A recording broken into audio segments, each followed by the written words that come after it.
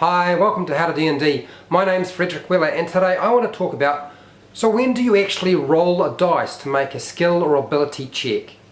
So there's two things that I can think of that would require you to actually pick up a 20-sided dice and roll it. One, the player's character asks to actually do something or perform a particular action. And two, if there is a chance of success or failure by performing some sort of act, whatever it might be. There's four different ways you can look at a skill or ability check. One, automatic failure. Two, actually making an active roll or rolling a 20-sided dice. Three, using a passive check of some kind. And four, automatic success. So what do I mean by automatic failure? That sounds a bit strange. Well, there are in fact some tasks that are impossible to actually perform, so they will automatically fail those tasks. So there's no point actually rolling a dice. There's also other situations that can crop up, and that is the conditions. There are special conditions such as unconscious, petrified, stunned. Okay, we're going to actively make a check. We're going to make a skill check, we're going to make an ability check. When do we do it? Well, first of all, I would say only if the player actually asks to actually do something. And then next, there's no point making them roll a 20-sided dice unless there is a chance of failure or success. When it comes to making an active dice roll, if you can roll a dice more than once, there's no point making an active dice roll for a skill or ability check. Just use a passive check.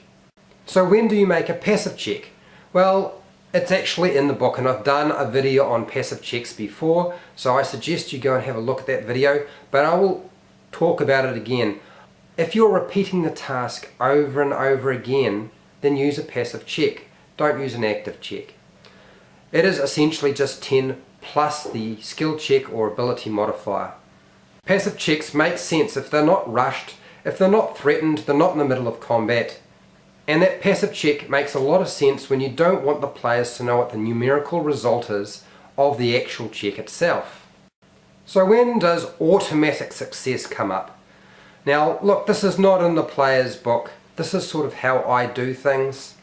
And I would say that I use automatic success when really the players could just keep repeating the task over and over and over endlessly.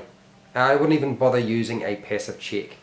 I also tend to use a automatic success when they are proficient in that skill. I mean, you might require them to have a particular value in a skill to get an automatic success, provided they have sufficient time to continue doing it over and over again. That's up to you.